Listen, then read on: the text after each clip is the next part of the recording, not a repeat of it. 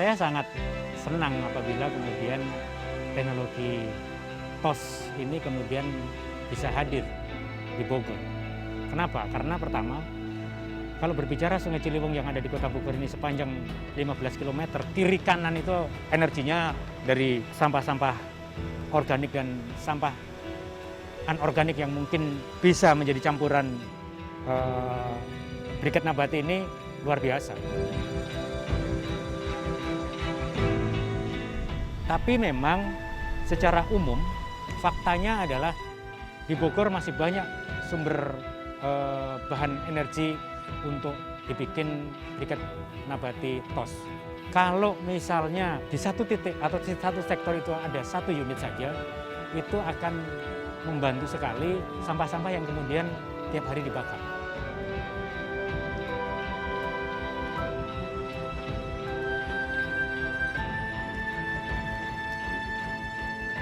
Indonesia sekarang kan maksudnya lagi bersemangat untuk energi terbarukan, dan ini adalah salah satu daripada kita mencoba untuk berinovasi tentang energi terbarukan.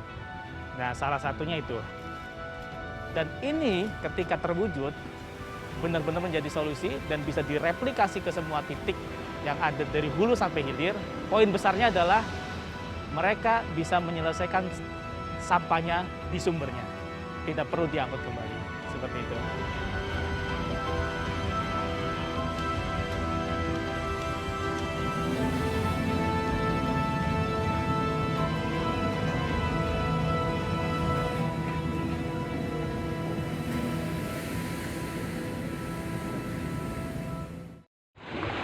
Gila nggak? Di sisi kiri kanan gua nih kali baru dari arah Cibulu sampai sekarang hampir Bojonggede itu kiri kanannya sampah semua, bro. Lo tahu nggak? Kali sepanjang yang sudah kami lewati saat ini kurang lebih sekitar hampir 3 km itu nggak ada yang bebas dari sampah. Semua isinya sampah. Kami sedang menyusuri kali baru dari Cibulu sampai ke sekitar Cirebon. Kemudian yang terjadi adalah perahu karet kami tertahan oleh sampah yang menutup aliran kali seperti ini. Sampahnya sangat banyak sekali. Tertutup semua sampah. Ini sampah di atas kali. Lingkungan kita harus kita rubah. Lingkungan kita harus kita perbaiki. Agar peradaban kita tetap bisa berlanjut. Manusia harus berlanjut. Tidak punah lagi. Teman-teman, jadi sampah ini sebenarnya yang kita bakar itu andai saja ada alatnya, itu bisa diolah atau dibuat menjadi briket nabati. Briket nabati ini memang kemudian melalui beberapa proses. Mudah-mudahan nanti ada alatnya. Jadi alat ini itu bisa mengolah sampah-sampah kering, daun, ranting, kemudian rumput, ya, sampah-sampah organik dicampur juga dengan sampah-sampah plastik, itu menjadi briket nabati atau bahan bakar. Ya seperti batu bara gitu, tapi bentuknya itu kecil-kecil seperti filter rokok itu. Jadi kalau energi ini itu bisa dimanfaatkan untuk skala kecil, skala menengah, dan skala besar. Ya, kalau berbicara Sungai Ciliwung hari ini yang ada di Kota Bogor, secara umum lebih baik dibandingkan dengan Ciliwung pada tahun 2017 pada saat saya dan teman-teman kali pertama katakanlah banyak melakukan aktivitas di sini. Dulu di sekitar delta ini sampahnya luar biasa, terutama memang ketika sungainya sedikit meluap. Hari ini karena sejak 2 tahun terakhir kemudian sudah ada tim patroli sungai atau di bawah Satgas Naturalisasi Ciliwung. Kemudian karena dilakukan penataan, dilakukan pembersihan, juga dilakukan edukasi oleh teman-teman Satgas dari sektor 1 sampai sektor 6, itu secara umum di Kota Bogor lebih baik. Tapi memang menjadi PR besar adalah bagaimana sungai yang kemudian terkoneksi dengan hulu, kemudian juga ke arah hilir, itu belum melakukan hal yang sama dengan Kota Bogor. Yang saya bayangkan, kalau saja hulunya di Kabupaten Bogor melakukan hal yang sama, ada tim yang bertugas secara harian, melakukan penataan, melakukan edukasi, melakukan pembersihan, saya yakin kok, sedikit-sedikit kondisi sungainya akan lebih bermartabat.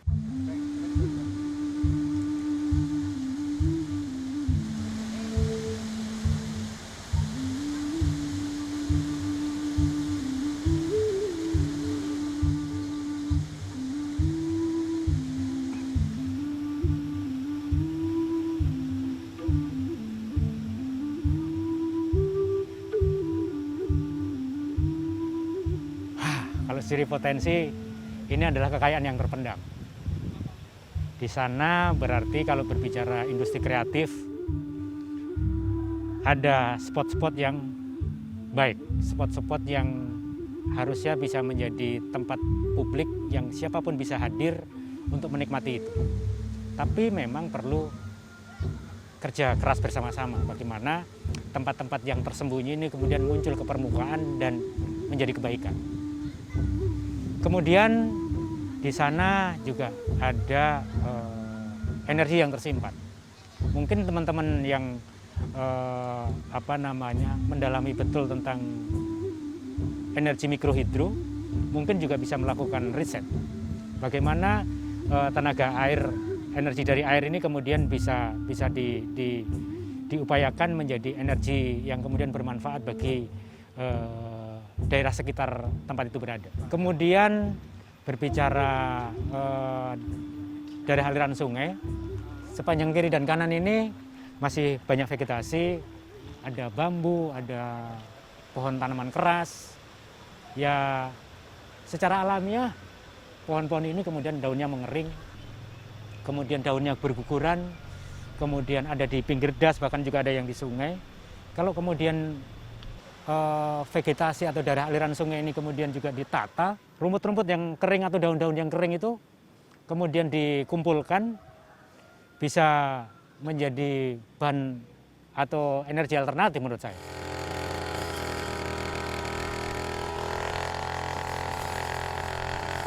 Berbicara di daerah sekitar sini saja, dalam seminggu terakhir saja, mungkin sampah yang kami kumpulkan dari babat rumput, kemudian dari guguran daun bambu, kemudian ada dari daun kepong, itu juga lumayan banyak. Itu akhirnya ya kami kumpulkan, kami keringkan, kemudian kami bakar. Ya energi masuk sama dengan energi keluar.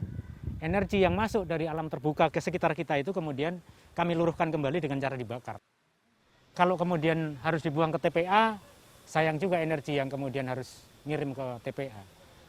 Ya memang kalau berbicara polusi menimbulkan polusi, tapi mudah-mudahan polusinya tidak beracun seperti sampah plastik yang kemudian kita bakar.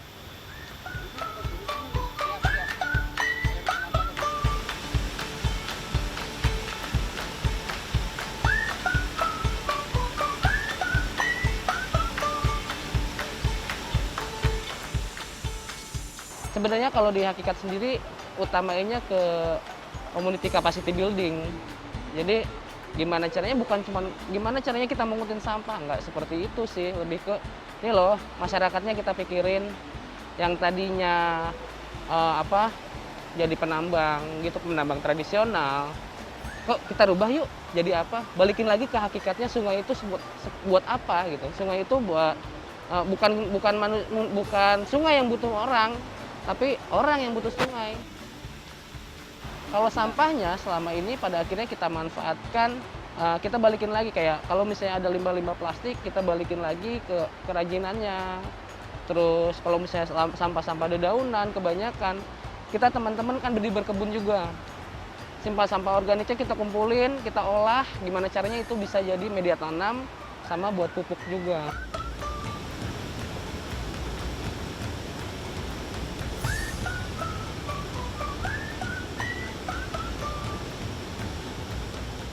Bahkan kemarin teman-teman ada yang datang, ini plastik kan dari fosil. ini bisa jadi energi lagi nih. Wah boleh tuh, boleh nggak nanti kita store ke kalian plastiknya? Ternyata bisa jadi bahan bakar lagi, dibalikin lagi kayak gitu. Wah udah keren nih, berarti kan tinggal sinerginya aja gimana gitu. Terus ngomongin sampah, mau sampai kapan juga nggak selesai kalau misalnya kita nggak ngerubah pola masyarakatnya.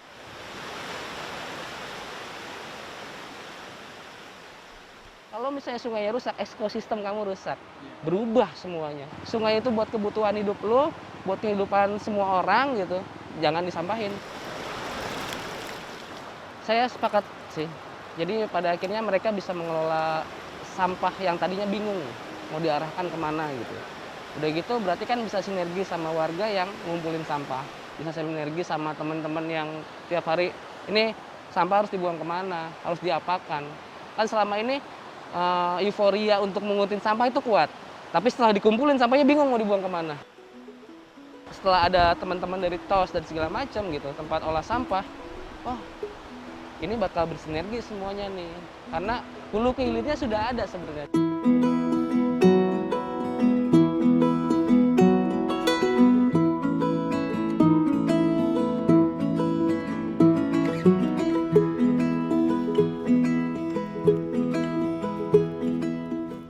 Gerakan Ciliwung Bersih ini sebenarnya diinisiasi atas dasar kepedulian kepada lingkungan, terutama pada Sungai Ciliwung.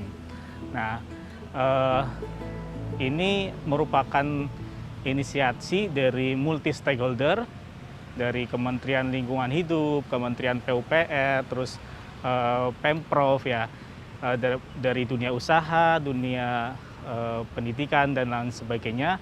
Itu artinya bersama-sama untuk mewujudkan gerakan untuk kepedulian kita kepada Sungai Ciliwung khususnya. Bang Jom, Gimana? Udah dapat? udah nih dokumentasinya sampah-sampah sungai yang maksudnya kita akan olah untuk bisa jadi pelet gitu. Jadi kan minimal bisa mengatasi sampah sungai ini. Iya, ini kan di payamisasi juga udah habis nih sampah. Oh, Ya minimal dari hasil foto ini nanti spot-spot mana aja yang sampah ini yang akan kita angkat, kita iya. jadikan Oke, pelet. oke. Jadi biar gerak cepat juga ya, biar cepat sampahnya di sungai.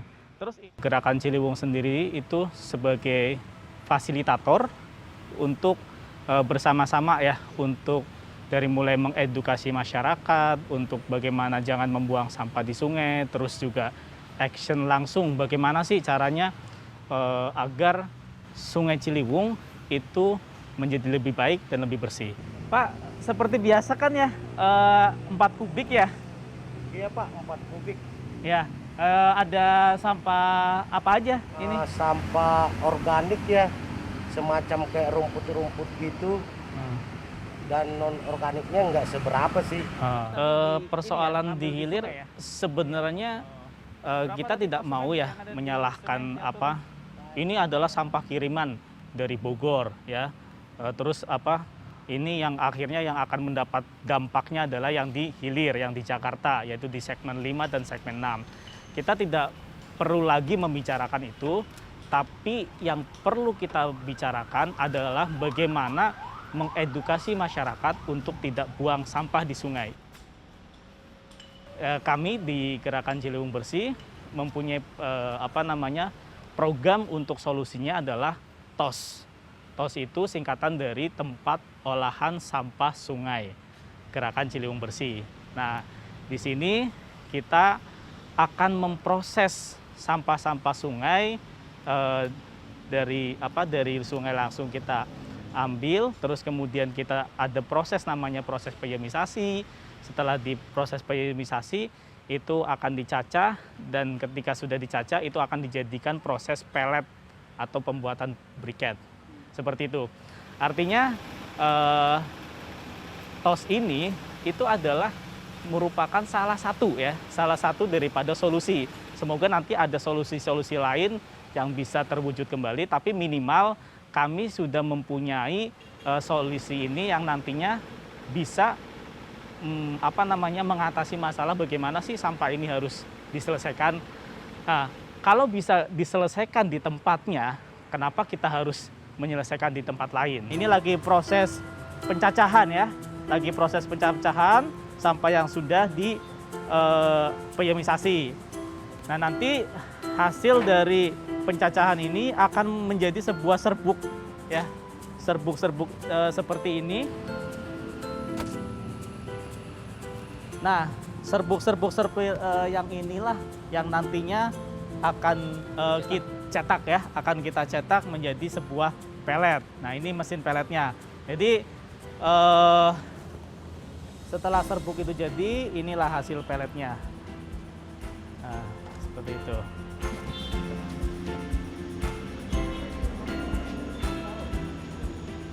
Pelet dari TOS Gerakan Ciliwung Bersih itu sudah bisa dimanfaatkan untuk keperluan PLTU ya. Jadi produksi kemarin 2 ton kita sudah kirim ke PLN Bangka Belitung. Itu sama keperluannya untuk pembangkit listrik. Jadi untuk percampuran batu bara dengan istilahnya ini bisa dikatakan batu bara nabati. Ya, karena dengan organik dan lain sebagainya. Jadi ya walaupun hanya berapa persen presentasinya, tapi ini sudah sangat membantu karena kedepannya kita sudah semua tahu bahwa batu bara itu semakin lama diambil itu akan habis. Tapi yang model seperti ini ya katakanlah biomasa ya, itu kita akan terus-menerus ada. Sampah itu tidak akan ada habisnya. Ini gasnya mana? Ini satu. Jangan deket.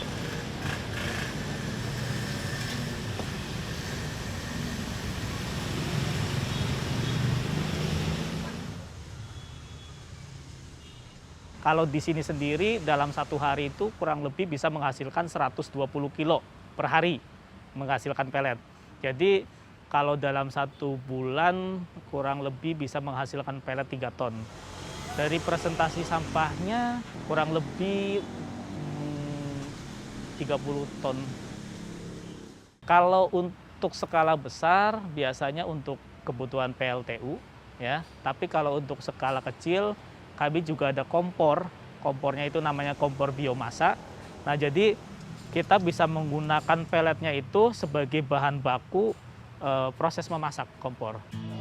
Ibu, ini sudah benar. Jadi sampahnya udah diwadahin. Ini sampah keringnya sudah benar. Ini udah benar. Nah, paling sampah-sampah basahnya kayak. Ya, udah baik. Ibu terima kasih ya semuanya. Jaga lingkungannya supaya bersih dan sehat. Terima kasih. Assalamualaikum. Ya.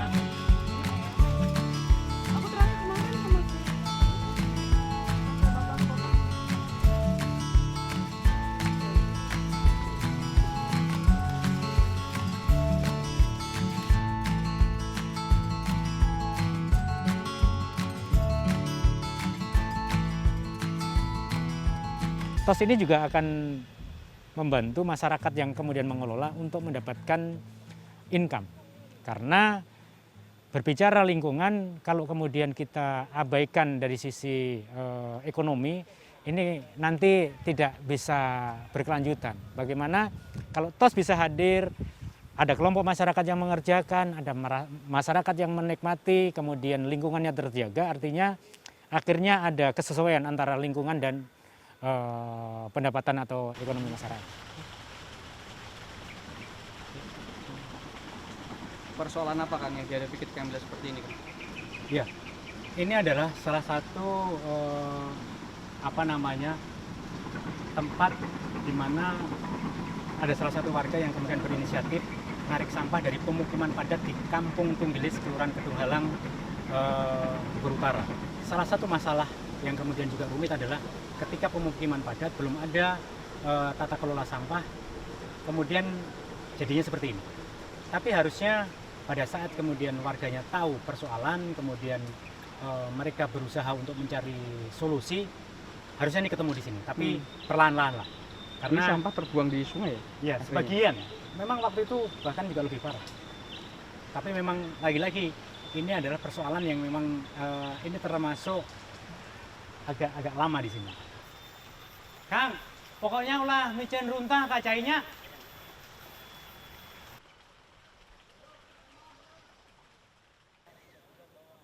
Harusnya bisa menjawab, tapi ini memang tidak bisa dilakukan secara sendiri-sendiri. Pada saat kemudian berbicara sampah sungai, ini kemudian sampah ini kemudian diidentifikasi. Sampah itu dari mana? Sampah itu pasti dari darat. Dari darat dari mana? Artinya itu dari kita, dari manusia. Kalau kemudian secara kebiasaan masing-masing orang, setiap manusia bertanggung jawab, kemudian saling mengingatkan, saling gawangin untuk supaya sampahnya tidak masuk ke sungai, itu saya yakin kok bisa. Tapi memang ini tidak bisa dilakukan orang per orang. Ini harus dilakukan banyak orang, harus dilakukan pengawasan, harus dilakukan edukasi ini terus-menerus, nggak boleh berhenti. Harusnya kita tidak lelah untuk saling mengingatkan. Itu muka aja langsung. Ketika ngomongin teknologi, yang dipersiapkan manusianya dulu. Ada masalah apapun, kita nggak bisa nyalain hulu atau hilir. Tapi problemnya kita balikin lagi ke manusianya. Manusianya dipersiapkan dulu. Makanya kita lebih ke bikin programnya untuk pendekatan ke masyarakatnya, penyadaran ke masyarakatnya. Ketika pun nanti ada teknologi yang datang, mereka sudah siap.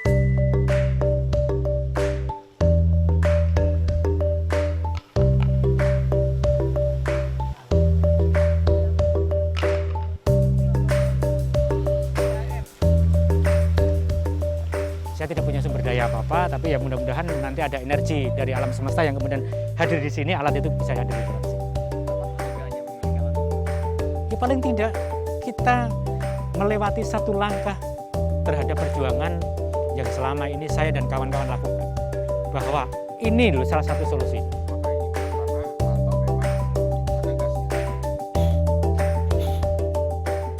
Dengan salah satu program ini, kita sudah setidaknya berkontribusi untuk mengajak masyarakat, ini loh ada solusinya. Nah, terus tinggal bagaimana kita bersama-sama untuk menyelesaikan permasalahan sampah sungai khususnya ya, dengan solusi ini.